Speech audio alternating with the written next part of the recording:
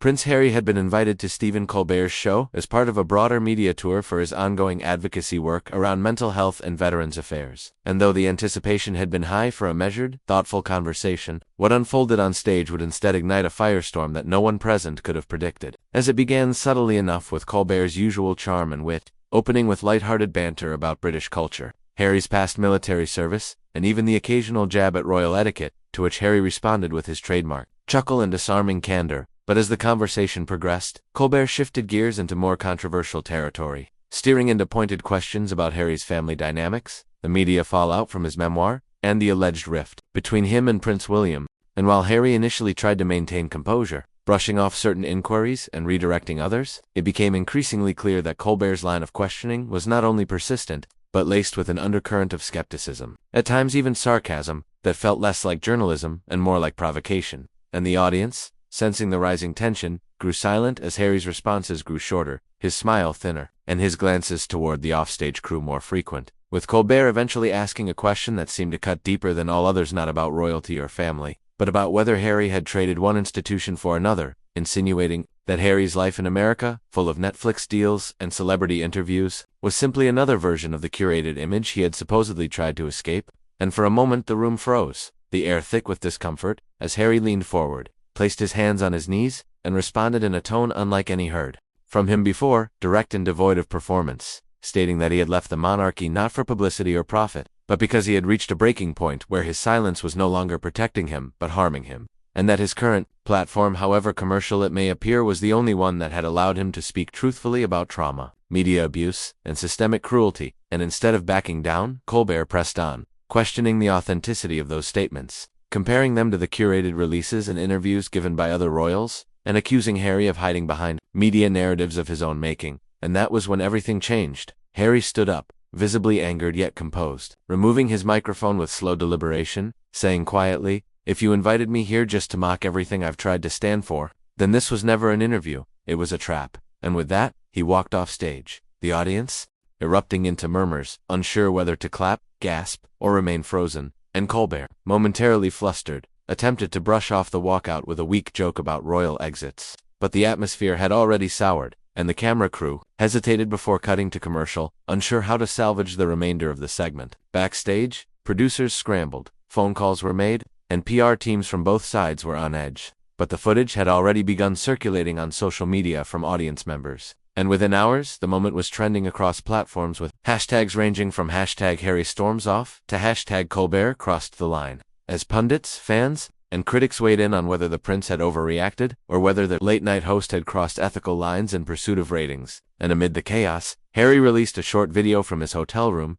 filmed simply with no music or filter, explaining that his boundaries had been tested repeatedly, and that while he understood the nature of public discourse, he would no longer entertain spaces that trivialized lived trauma for entertainment value. And this message was met with overwhelming support from mental health advocates, veterans groups, and even former critics who acknowledged the importance of protecting one's dignity in the face of relentless public probing. Meanwhile, Colbert's team issued a carefully worded statement expressing regret for the tension and claiming that the interview was meant to foster open dialogue, not provoke, though internally, staff reportedly debated the ethics of how far the host had pushed, with some defending the approach as bold journalism and others expressing concern over whether such tactics were becoming exploitative. As for Harry, he did not appear on television for several weeks after, choosing instead to focus on groundwork initiatives and speaking engagements in smaller, controlled environments, where his message about resilience, identity, and media accountability was met with more understanding and nuance. And in doing so, he shifted the spotlight away from the spectacle of the walkout and back onto the issues he had come to America to elevate. The incident on Colbert's stage didn't mark an end, but rather a transformation in how Harry would engage with public platforms, no longer as a passive guest, but as someone unafraid to walk out when the rules of engagement were no longer respectful. And for many watching at home, especially those who had ever felt cornered, misunderstood, or misrepresented, the image of Prince Harry calmly removing his mic and exiting not in shame but in self-respect became a symbol of drawing the line with grace. A moment of quiet defiance that echoed far louder than any rehearsed speech or polished appearance, proving that sometimes the most powerful statement isn't what you stay to say, but what you're willing to leave behind. In the days following Prince Harry's dramatic exit from Stephen Colbert's stage, the media whirlwind intensified to an unprecedented degree, not merely because of the spectacle of the walkout itself, but because of what it represented: a collision between two worlds. One of Hollywood-style media interrogation, and the other of royal legacy intertwined with personal trauma. And while many networks rushed to replay the footage, dissecting every body movement, every clipped sentence, and even the way Harry removed his microphone, others began to look deeper, raising serious questions about how celebrity interviews are conducted, what counts as transparency versus entrapment, and how mental health advocacy gets weaponized against those who dare to speak outside controlled palaces or polished press statements. And as these debates unfolded, Colbert, ever the veteran showman, invited a panel of commentators the next night to unpack what had happened, turning Harry's walkout into a kind of cultural event, something between a viral gaffe and a televised therapy session. But this strategy backfired, as one of the panelists, a former royal biographer, challenged Colbert live, asking whether the line of questioning had been designed to elicit truth, or simply to provoke a reaction worthy of trending topics. And the audience, split between loyal viewers and new critics, drawn by the controversy, sat uncomfortably as Colbert fumbled for justification. And that moment marked a strange inversion, where the interviewer suddenly became the interviewed, with social media dubbing it Colbert's trial, and threads exploding with debates over journalistic ethics, trauma, exploitation, and the performance of empathy on late-night stages. And in the midst of it all, Prince Harry remained publicly silent for nearly 10 days,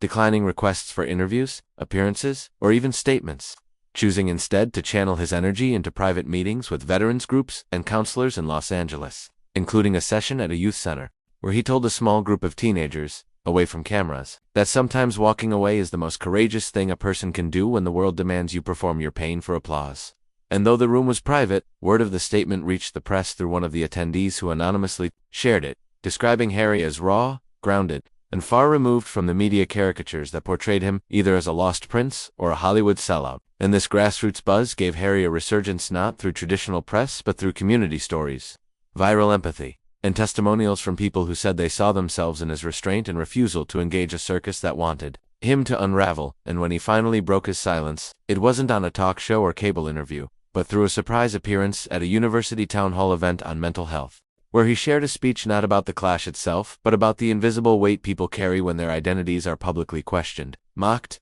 and politicized, stating, "I didn't leave my family to become famous. I left because silence was costing me more than criticism ever could."